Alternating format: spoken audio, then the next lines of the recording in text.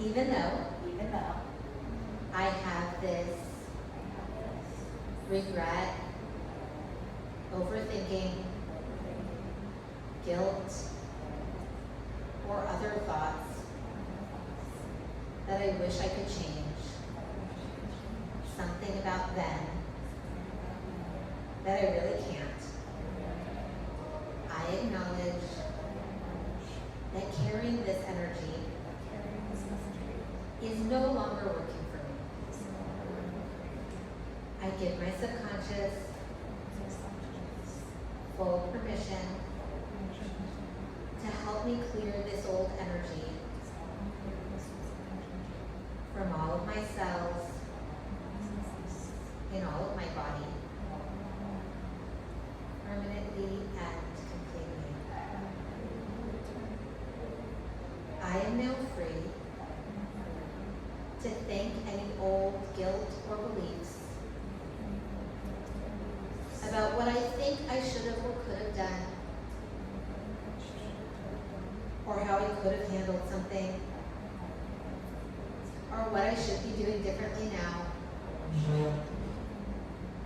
for serving me in the past, when maybe I thought I needed it. I am now free to release all resistances to letting go of the idea that it was up to me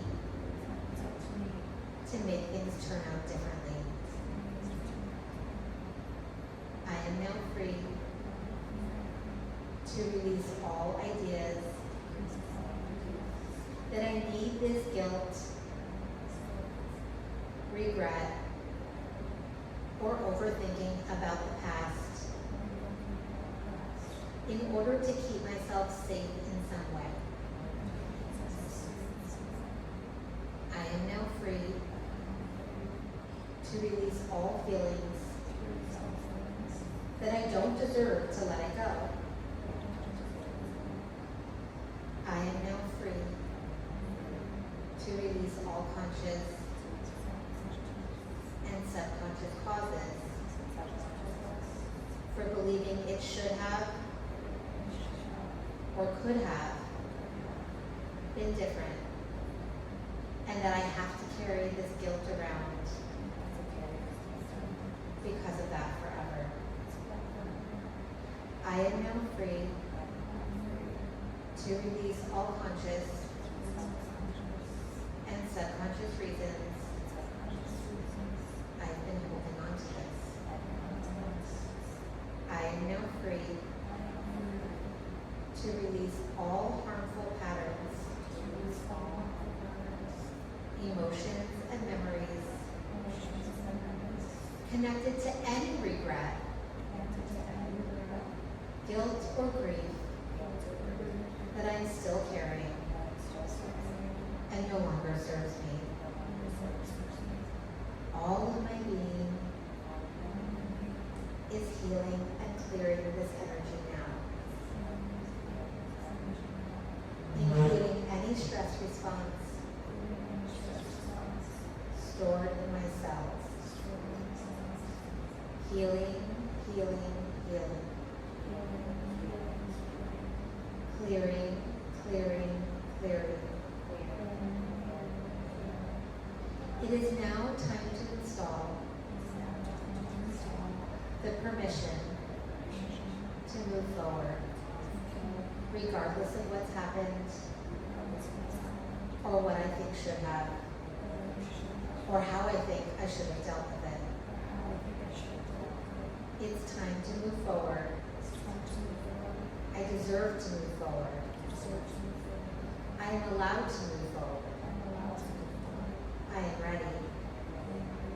Installing, installing, installing. Installing, installing, installing.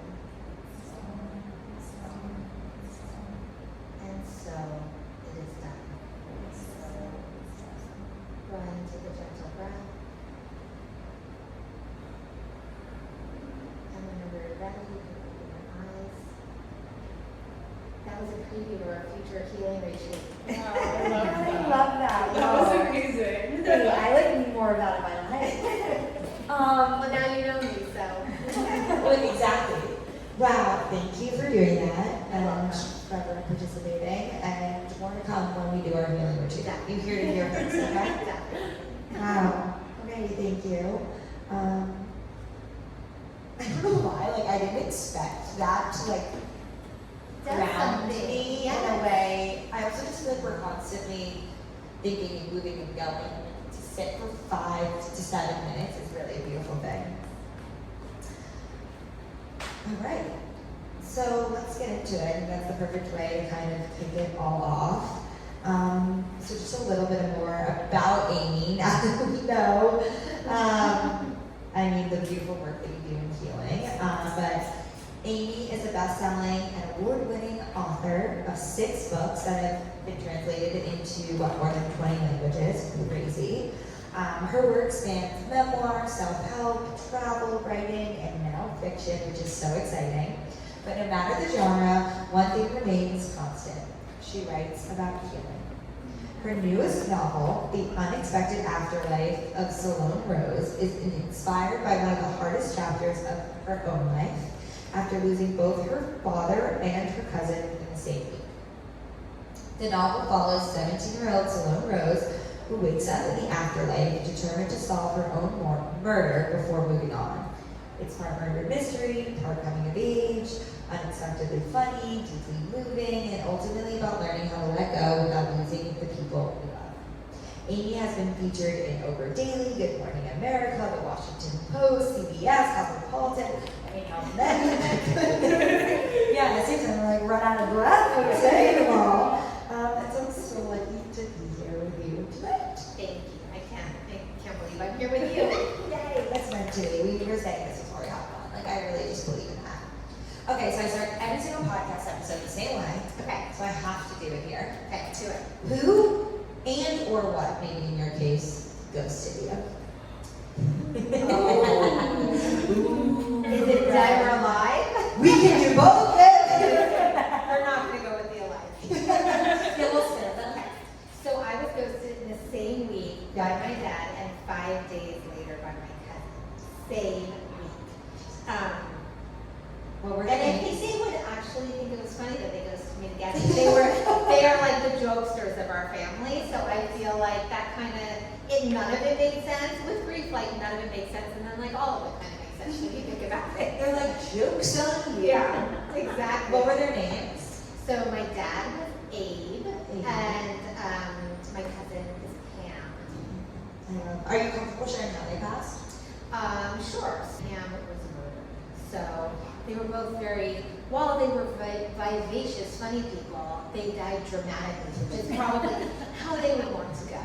Yeah. If they had to go, they would pick the biggest exit in the world. Well, it is. Like, I appreciate you being honest about both of those things because it's interesting that there's such stigmatized deaths. Because I don't think that death should have the stigma that some of it does. It's also hard to say to somebody, somebody was murdered. These are like, I've had this challenge of 2 people dying and then like in the ways you never want to say. But I sort of have just been like, I'll just say it and see what happens. It's like, what else are you going to do? But I think it normalizes it. Like, I don't put a lot of energy around how I tell people because I think that's upsetting. You know what I mean? Yeah, I'm not going to sit here and ask the specific details because I don't think that's important to their story. But I agree. I just think it sucks that it has to be our burden to talk about hard things, but it at least makes it more normal for other people. Because the worst part is everyone else's reaction. Like, it's my dead dad. Exactly. Why are you weird? Why are you so upset? Yeah. Well, and obviously, like a lot of your self-help, nonfiction, all of that is so embedded in your grief and your loss. But I love that this is now a fiction novel, and you do talk about it in the author's note, obviously. Yeah. It was inspired by that week. What week was it of the year? It was March 9th. My dad died. So March is a shitty month then. Yes, March. Our family holds our breath every March, but like Nothing good happens. You're fine. nothing. We're not on the East Coast with the weather. Exactly. It's not the best. Yeah. Although wait, I have to say, my Please. mom's birthday Okay, we love your mom. That we love my mom, and Thank it's a God very, for your mom. yes, everybody loves my mom. Okay, we And love so mom. so it started off well, but our March kind of like died. Okay, that it's year. like the first few days and then we. Yeah, we How brought, about is February because February is short, so There you go. technically her March 3rd would fall right, basically. Well, let's. What made you realize that this was a story that you needed to tell? So I wanted to write about this because I'm a writer and I want to write about everything. And I think that's one of the ways that I process grief is to write. And I wanted to write this story as a fictional story. I did not want to write the real life case and the real life trouble. I wanted to tell a coming of age, and I wanted to tell a coming of age because I think that teenagers, if they could learn that, if we could normalize grief, and at that age, we'd all be so much better when our dads die, when we're older, right? But at that age, especially, you feel like whatever you feel, no one's ever felt it. And I've worked with thousands of clients over the years now on my nonfiction side. And the thing that I say is I feel like, I have all these techniques and I teach in hospitals and I do all this big work, but I think like most of my job is just reassuring people that they're normal. Because they come to me and they feel like they have the worst story or they're having the weirdest reaction. And I don't say it this way, but I can say it this way to you. I've heard it like a billion times. Yeah. Like, so I say to them like, oh, that's what you were afraid to tell me? Like, I don't want to minimize it, but I also want to be like, that's how everyone feels. Like, that's so normal to feel like that. And I think it's important. And I think if we could know, Salon Rose is 17 when she dies, and if 17-year-olds or, younger, a little older, could know, like, life is a mess, and that's normal. And you'll be a mess along with it sometimes, and that's normal. Then we would all just be so much better off. And so I wanted to tell the story in a way that I could make sure that came across on the page. I love that so much because that is my deepest belief. I think if we talk about things, shit, we would be better people. And the fact that you're able to write about that and share a story. And for some reason, it's easier for people to understand fiction, even though fiction is like real. Like, you know what I mean? Even if it's a fantasy, there's elements of reality in everything. Yes. So that's why books are amazing, and writing and reading and all of that sort of stuff. Yeah. Why 15 plus years later did you decide to write this version of the story? Well, this is a funny story because it took me this long to write it. So I started writing it shortly after it happened. Really? But, well, one, I made the horrible mistake of thinking like a writer could only write when they were inspired and actually get a book done, which isn't it? That's how it will take you 10 to 15 years to write a book. So I really wrote most of it in the last few years when I realized, wow, to write a book and finish it, you have to write every single day, or you have to write consistently. Yeah, actually, you have to write. You have to write. People ask me all the time, how long does it take to write a book? And I say it takes exactly until midnight on the night that you have to write it. So I've had 3 months to write a book, and guess what? I finished it in 3 months. And I've had 15 years to write a book. It took me all 15 years. And so I think it takes you as long as you have. Yeah. And this book I didn't have a deadline for because it wasn't sold to a publisher until I wrote it. My other books, I sold nonfiction. You typically sell before you write the entire book, so I had a deadline. And part of the money into that deadline was going to pay my rent. And that's why I wrote it so quickly. Fair enough. And you know what? There's nothing wrong with having a deadline of paying your rent. That does put fire on your It does. It makes it work a little harder when you're not inspired. And so I wanted to write this, but the other thing was I had no idea how to write fiction. And I definitely didn't know how to write a murder mystery. So it took me a really long time to figure out how to do that. And it took me a billion drafts. It was just so bad. I remember the first draft that I finished was 55,000 words and it had 3 characters. And when a literary agent told me that I had to hire an editor, I was so excited because I thought the editor would have like a few notes for me. And then I get it back and we had to have a Zoom call and she said the first thing she said was like a novel has to have more than 55,000 words and a few characters. And I was like, well, how many words do you think I should have? And she was like, 80,000, 90,000. I was like, no, I'm done. And she was like, no, you're not done. And I was like, well, I don't know what else to write about. And I mean, it turned out now, I think it's probably like 90,000 words. But I just didn't know how to write it. I didn't know how to write it, and I had to learn. And it took a very long time to learn. I love that.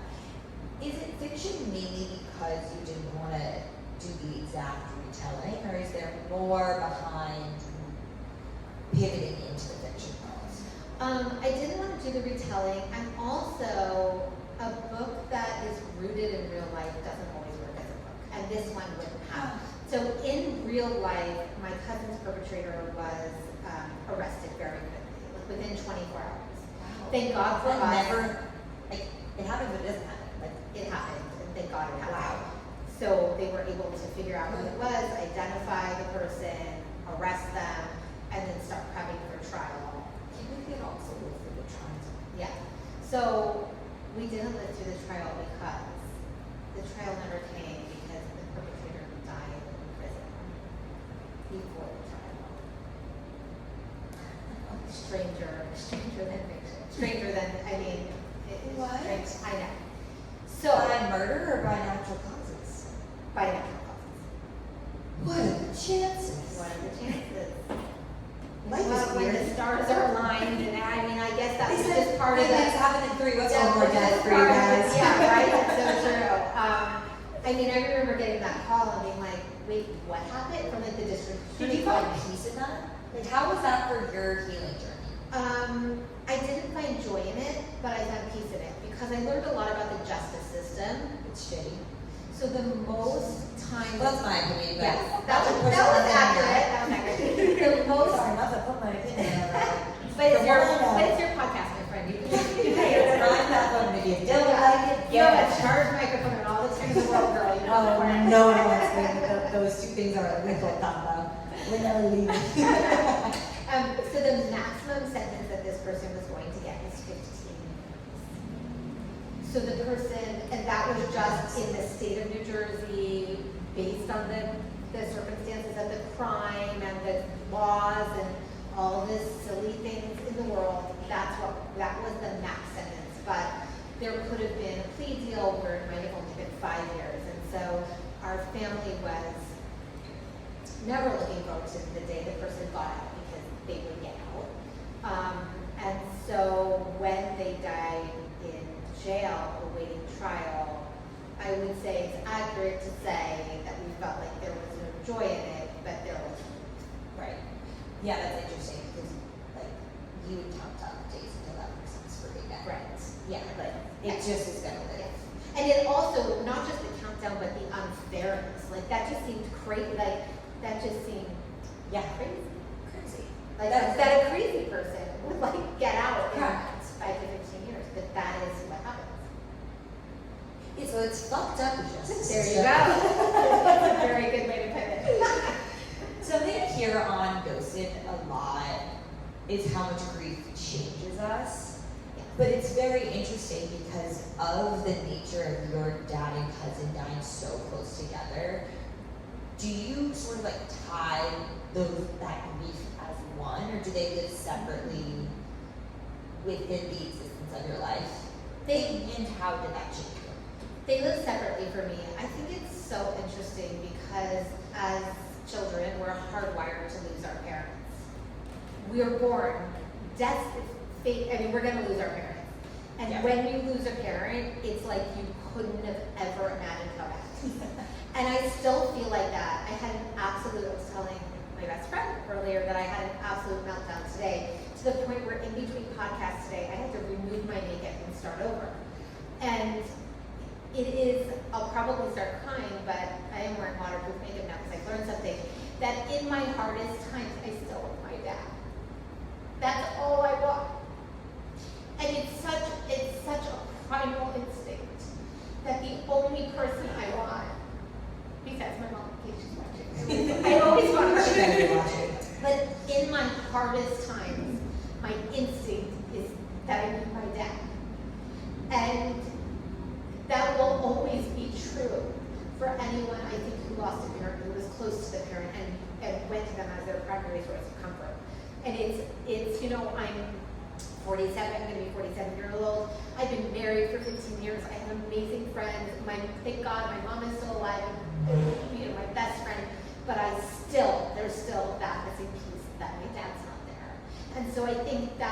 you know, my cousin was like a little sister to me. That's a different relationship, and I miss her so much. But it's not, it doesn't, they're not tied together, they're independent losses, and I think the loss of a parent hits you in a way that is so primal that it brings you to your knees like years later, and it doesn't ever make sense, even though it totally makes sense, you know? And so it's just they're not tied together for some reason, except for when I tell the story of WTF, how did that happen in the same week? But I lost them each in different ways. Yeah. But I feel them differently. Yeah, I feel that so deeply, and this is going to sound weird, but seeing you get emotional brings me a level of comfort because, and this is me to myself, but I have this weird feeling of sometimes almost guilt for still feeling sad or for it being, for me, it's gonna be in 2 or 3 weeks, it's gonna be 19 years since my dad has been dead, and it's like, how am I still not okay? And other people lost someone sooner, or the relationship is different, and it's forever, and I don't need to judge myself for that, obviously. And I don't know if you find this, like, in the happiest moments, like, you are releasing a book, like, you want your dad to see that. Of course I do. Of course I do. But that's also, and I don't know if you feel this way, and this could be my own projection, but like I love getting to meet people like you, to build this, to meet you guys, like to help others and build this community is the greatest joy of my life. It would not exist if my dad was alive. Right. So it's like I like who I am and I like these things. Who does that make me? And like that's so much of what you've built too. It's like how do you manage that of who you are now, shaped by his loss? Yeah. I mean, I think that I'm so shaped by the grief that I've been through, but I think it's made me a more compassionate person, it's made me a more creative person, it's made me a more understanding person, it's made me a more humorous person, because as we say in our house, like, you can only deal with one ridiculous situation at a time in life, and sometimes they come fast and furious, but we're always like one at a time. I feel like in our house, sometimes it's like I Love Lucy on the like conveyor belt with the, like it's just like slow down, you know? But it's like, I feel like that so often we're like, my wife and I say that to each other, like, let's just take like one ridiculous situation at a time, because they pile up very quickly. And I feel like what has really shaped me is discovering the resilience we have. Like, we're all sitting here crying over things that, you know, maybe not old, but happened a long time ago, or we think we shouldn't be this or that. I mean, I'm crying on a podcast that I prepared for 15 years after my dad died. Like, I didn't know that this topic might come up, you know. But I think it's important to normalize that, because it's fine. Like, it's fine if I cry on a podcast, and it's fine that I just made all of you cry. Like, it's fine, and it's also just make us human. we're here for it. Yeah. We're here for it. And it's just one of the ridiculous situations, you know? But I think my mission in life is to showing up and showing people that it's kind of okay to just be wherever you are when you're there. And then like everyone else can just cry with me. It's okay, you know? Like so much of what causes suffering is the judgment about our suffering. And I think if we could just all cry during a live podcast and move on, we'd probably just be a lot better.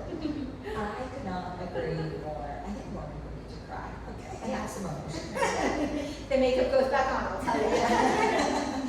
Sponsored by Tarte for the Sarah.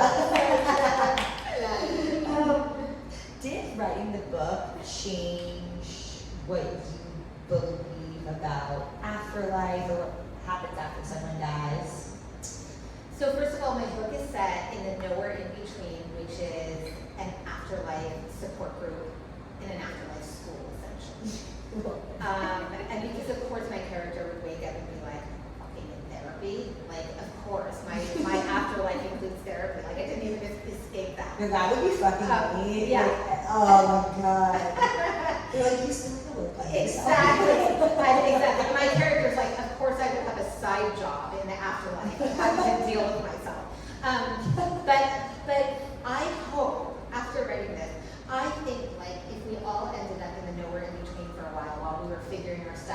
until we've got to our final destination, like, we'd be okay. Like, it would be okay. Like, it's a friendly place, and I feel like it can't be that our lives just like end here and then we just move on to bliss. I feel like there has to be, like, we're humans, right? There has to be like a little drama in between, and this is like a little bit of drama school for them, where they're just trying to like figure out how to move on. And I think even though this takes place in the afterlife, this is a continuation of what we deal with in life. We're always, I mean, life is such a mystery. We're always trying to answer some burning question. And we're always trying to make sense of the things that don't make sense. And the answer and the sense that we usually come up with is that's not going to make sense. Like, there's sometimes no sense to being made of something. I think especially death and loss. And yeah, I think that I do believe. I believed in the afterlife before this, but I believe more so now. And I also think it's a friendly place to go if you want to go, or when you want to go. I love that. I also, like, this book is funny, right? Like, and it's also funny that it opens with someone's murder, right? Like, how, and I also love this because I think that's so much of what Ghosted is about. Like, even the name of Ghosted, I'm like, we can laugh about hard things. It's not an avoidance coping mechanism, it just is. Yeah. What was your, like, relationship with humor, why you wanted to write it into the book? And I mean, it's always like if we're not laughing, we're crying, but Yeah. yeah. I mean, I essentially didn't want to write a depressing book. Can I just be like, Let's be honest. yeah, like, I didn't want to depress people. And so, I had enough of that. Yeah. Step outside. yeah, and I think, exactly, and I think, like, humor is one of my coping mechanisms, and I think it was my dad's, and I think it was my cousin's. Like, I think that's very much part of my family. And there's a joke's on you, we're dying Yeah, together. exactly. See, so I felt like I wanted this book to be funny. I wanted people to read it. Like, I wanted, like, people are writing to me and being like, I was hysterical laughing, and why am I hysterical crying now? And I'm like, don't worry, read 5 more pages, you'll be hysterical laughing again. Mm-hmm. Like, I wanted to write something that people wanted to read. And as somebody who's been through immeasurable grief and loss, I wouldn't want to read something depressing, and I want to reach people like me. And so I made it funny. I also don't want to write something depressing because this book took me really 10 years of writing, and I didn't want to come out more depressed than I went in about my family's, tragedies. Right. And so I just think, like, I needed to make it funny or not make it at all. I love that. I love that so much. One of the themes of the book is that closure doesn't always come from knowing everything. It's a hard one to learn for me. As someone who talks about grief all the time, I think I have spent a lot of time chasing closure. Like I said, very hard for me. We're working on it in therapy. Has your definition of closure changed for someone reading this book? What did you want them to walk away with? I think that closure for most people, and maybe for me, was healing from grief and being able to not cry in the middle of the live podcast. Maybe at some point that's what it was. But I actually feel like closure now is being able to pick up your grief and move on with it instead of from it. And I think, I want people to take that from the book, is that whatever shit you have in your emotional backpack, you just pack it up, zip it up tight, throw it on your back, and like, you gotta keep hiking on. And that doesn't mean to ignore it, that doesn't mean to suppress it. All of my nonfiction work is about doing the very opposite of that, which is processing it. But we can't wait. We can't wait until to move on. And I don't think our loved ones would want us to. And I also want people to take away that I believe our loved ones are still with us. I won't go totally woo-woo. I am originally from California, even though I live in New York. But I think our loved ones are with us. And I think, yeah, I have all the woo-woo to share at some point. But I really think that they're with us and they're around us and they're laughing and crying with us. And we've lost them in the physical form, and they're with us in the only way they can be. And sometimes that comforts me, and sometimes I'm like, no, I want them here. Like, that's a nice thought, but no thanks, right? And so, but sometimes it works. Sometimes it tricks me into being like, that is nice, okay. If I can't have have them here, like, then maybe they are like around in some way. And I do feel that so often. I wrote that. You saw a medium when you were writing. It's a cold case. I did. So I befriended through this book somebody on Instagram. This is one of the times social media paid off. It doesn't always. But I commented on somebody's post on Instagram, and somebody replied back to me, and it was a woman named Kirsten Hathcock. And she wrote a book called Little Voices. She has to be on the podcast. She talks to connections. She literally. So she's one of my very best friends now. But I met her on a social media post, had no idea that she wrote a book called Little Voices when she was in her late 30s with no interest in spirituality, with no interest in even in crystal, so much as a crystal.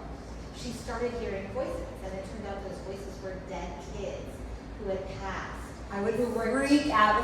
She definitely freaked out.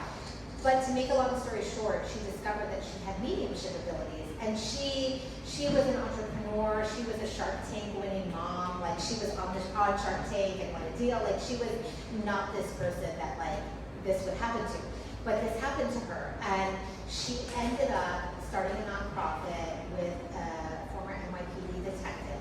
We're actually having a Brooklyn event next week. I hope you'll come to it. Oh my God, yes, what can I? Wait, I'm so excited about that. Yes. Wait, So that's crazy. she ended up partnering with a former NYPD detective and starting a nonprofit that helps family members whose loved ones have died or cases have not been solved. Because when a case isn't solved, it's just cold, it's closed essentially, or opened until technology catches up or whatever. And so she actually communicates with kids on the other side to help bring the clues and the evidence and everything that's needed for the detectives to find resolution. And so, yeah, she's amazing. And so anyway, to get back to this, This is so. and she's the coolest, like, she's genuinely one of my best friends. And she helped me with this book. When I was stuck, I would say to her, can you get a message from Pam? Or can you read this excerpt and tell me, like, are you getting anything? And she gave me all of this information, sometimes confirmation, sometimes visions, sometimes sentences from my cousin that came across just like her. And Kirsten didn't know Pam because Pam died so long ago. But yeah, so I worked with a medium to help me with this book. I think that is the coolest thing. It was very cool. So anything that took you by surprise when you were talking with her? I mean, so one time I was talking with her and I had just written a scene. One of my characters died because, his name is Brando, because he was driving too fast on prom night with this convertible top down. And he got in a car accident. And Brando in this book is very concerned because he doesn't know if his girlfriend survived. So this is like his mystery, or his like kind of great story. And Kirsten didn't know any of that, and I had just written the scene. And I asked Kirsten a question, and she said, all I'm seeing is a guy with, and she said, I keep seeing a car racing around, like a convertible with, I think she said it was like red leather Italian stripes. And the character was Italian, but she had no idea. And I was like, I just literally wrote that scene. You're crazy. And she is in the very best way. That is the coolest thing. And actually, this is a really cute story. We've never met. We talk every day. We've never met. But she's coming to my official book launch next week. And not only is she coming to my book launch, but I've asked her to say a few words, to share with the audience the top 3 messages she gets from the dead people on the other side that they want their loved ones to know in order to move on. So she's going to share that, which I think is really cool. Oh my God, that's so beautiful. That's incredible. That is the coolest, one of the cooler things I've heard. Oh my God. You and your, speaking of like the woo-woo stuff, and you're also obviously do a lot of healing and work with people. We talked about this before we started recording, around the retreats that you do, which, stay tuned, we're doing one. How did that show up in writing the book, and you like write some of these things within the book? Yeah. So I guess 2 questions. One, can people actually use what they read in this fiction book for their own healing? And what do you think is something that people get wrong when they try to heal in this sort of way? Like, what advice would you have? Yeah. So I think that, the thing people get wrong is to think that they'll always feel good, that you get over it and move on. And that's just like, for anybody listening who doesn't, like, that's a myth. You're never going to feel okay all the time, and it's just fun. Yep. So in the Afterlife support group, they are doing work on themselves to try to help themselves move on and process their emotions, and I incorporated my healing techniques into the group work to help them move a little faster, because I feel like that's what my healing techniques do, instead of just like have you sit there thinking like, I wish I could get over this, or just talking, which is sometimes helpful but not always. There are these mind-body techniques that help you actually move and process that emotion however you want. I think that's incredible. How did you get started in the whole healing journey and process? Was it for yourself, or what was that journey like? It was for myself. So I had chronic Lyme disease for 10 years, debilitating. I was in a wheelchair part of the time, I was bedridden part of the time, and I had tried all of the Western medicine. And I flew to India for an experimental stem cell transplant, which helped a ton, so much. But I flew there not knowing if the treatment that was not like approved here in the US was going to kill me or cure me. But I was like, well, let's just see. Yeah. And I was doing much, much, much better, like a miraculous, mostly recovery. And then about a year after I got home from this treatment, I started to relapse. And at that point, I sort of had this like realization or epiphany that like,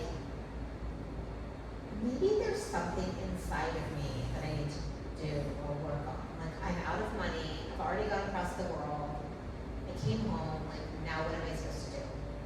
And so I started looking into mind-body medicine and how our emotions actually biologically affect our physical body. And it's kind of crazy how they biologically affect our physical body. And the biggest problem with emotions is not that we have them, but that we hold on to them. And that we stuff them. So as a Virgo, as a middle child, and a perfectionist, I always grew up like not wanting to cry, being like pulled together, I was always like very mature, and like I saw that some of these patterns were probably not so good for my immune system. And that's where my work started. And I ended up using techniques and then also creating a set of my own techniques where I was able to heal permanently and completely from the Lyme disease saga that had taken pretty much over all of my 20s. And I'm still well today.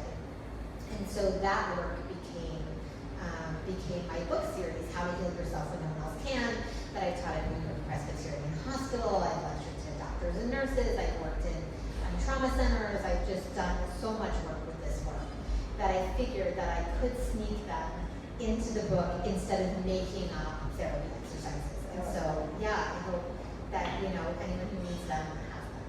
Yeah.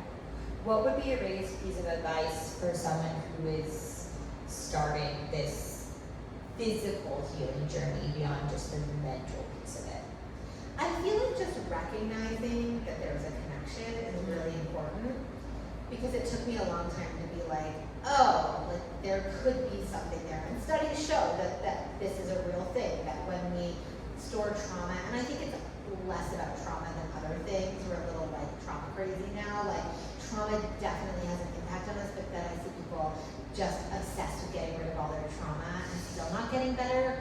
So it's more about, I think, releasing the stuff that we carry, letting go of patterns of people pleasing, perfectionism, holding everything in, feeling like we need to take care of everybody else, feeling like we have to be in control to be safe. Like I feel like there's so many things which I cover in my books. But I think just recognizing the patterns that we have that might not be good for us are a really good start to letting it I go. love that. Easier said than done. Yeah. But a good start. No, and this is something that I am starting to explore because I have anxiety, and I talk about some therapy too of my anxiety is very physical. I get migraines, I get stomach aches, I'll lose weight, and so it's interesting, and I was telling you this before, and I can't wait to connect you, is my roommate, one of my best friends, her mom had chronic Lyme disease. Yeah. I got into German medicine and Eastern medicine, and she's healed. in a way that and she started support groups around it. And so hearing both of your stories, I think it is so important. Yeah, and I think like loss from illness is something that's not talked about. There is a character in my book that dies of Lyme disease, and that's why she's on the other side. But there's a lot of emotion. I mean, there's a lot of emotional trauma and emotional baggage that contributes to illness, and then there's a lot of illness that contributes to emotional baggage and trauma because it's its own kind of loss, right? Loss of time. You're not keeping on with people around you. You feel like you're left behind. So there's so much linked to it, but I think the mind-body connection is so essential to this work. 1,000%. And I have a background in public health, and so also something we learn is the cycle of like poor health leads to poverty, and poverty leads to poor health. But I don't even just think of poverty in money, like in your physical well-being too, and like illness, and it's like a never-ending cycle. You start with one, and you get another. And it's so hard to break that cycle. And anything, even like anxiety, right? Like if I'm really anxious, I often show up as a best friend to people or a best sibling or whatever that looks like. Yeah.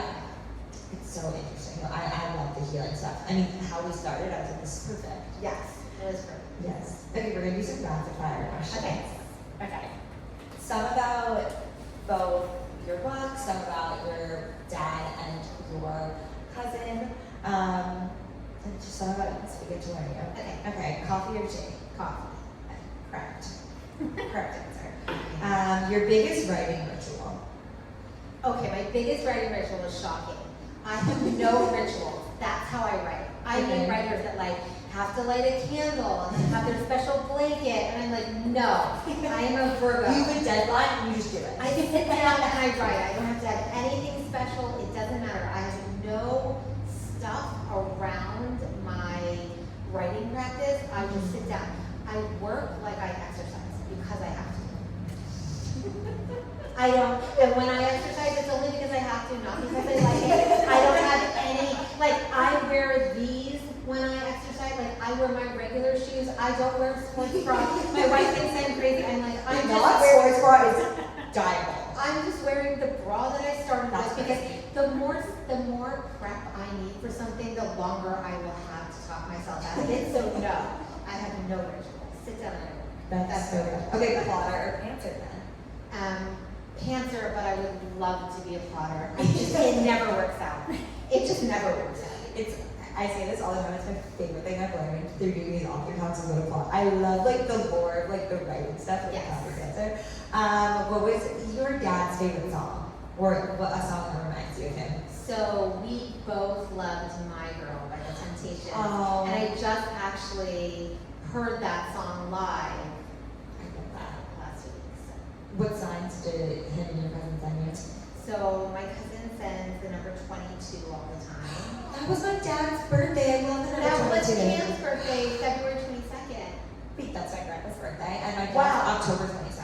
Oh my gosh. And it's like, crazy. I love the number 2 shows up like so Yes, much. okay, so 22, and my favorite number is 22. Okay. Lucky number. So 22, and then Bon Jovi, Mm-hmm. because she loved that. Which showed up in the book, all these things.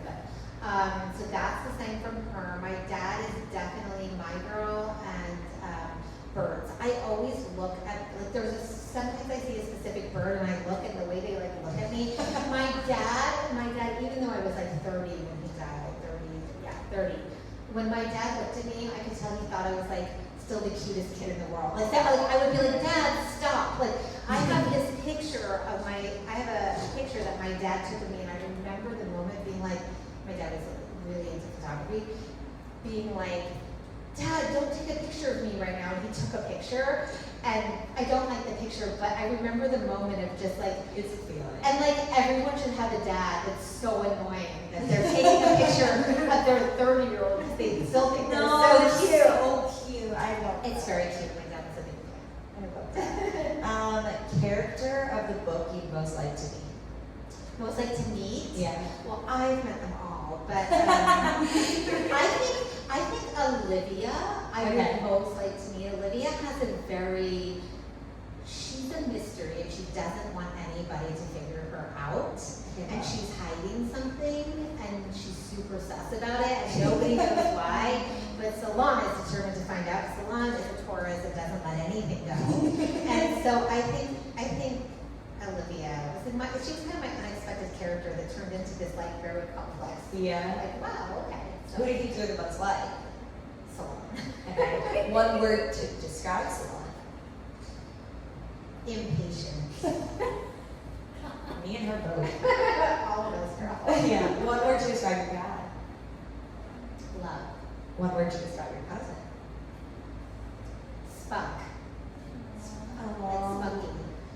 She would think that was so uncool. She's like, are you So let's hope right now she's not on her game and like hearing.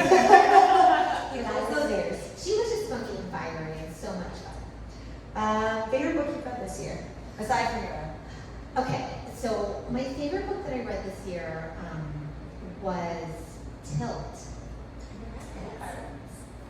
So good. Tilt. So it's about a woman, and I posted. Oh my god, I'm writing this down. Adding to my Goodreads. So Tilt.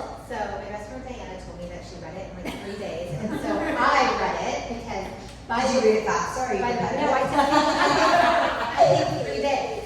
So the funny thing is, this is something funny about books. If somebody posts something on Instagram or Facebook or whatever, I feel like nobody like runs out to get the book.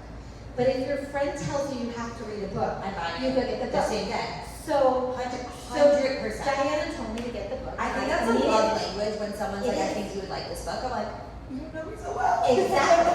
And so it's about a woman who is in Portland, Oregon when a big earthquake strikes. Oh, And she's separated from her husband and she walks across Portland. The book is her walk across Portland to try to find her husband. And yeah. And the author, I think it's her debut, which is insane. I think it's like now it's like a major, I think it's like a New York Times bestseller. I posted it on Instagram and the author replied to me and sent it to me and I had a lovely conversation with her. And it's my favorite thing in the world because I thought we have a big shock in yes. I know. The author will probably kill me now. I'm like, everyone write to this amazing author. But the author, I just want to say that Tilt is a beautiful, amazing book that I read in 3 days. And I'm sure people have experienced this, but after you lose someone or when you're going through grief, it's very, very hard to read. And I couldn't read. I'm still having a hard time reading after writing this book because I relived so much of what I went through. But I read Tilt in 3 days. So if you are grieving and you need a book to distract you, and the author is very, very nice, not only telling you. Oh, I love that. Do you know what you're reading next? I don't know. Okay. Well, everyone who's watching, we know what we're reading next. Yes. And now we know to text your best friend and tell them don't just post it. Oh, I'm going on a little girls' weekend with my book club this weekend, so perfect. Oh my god, I'm gonna buy them each a copy. Thank you. Oh my god, and I can sign them. I bookmarked. oh my god, that's totally I genius. brought Hey. bookmarks too. Okay,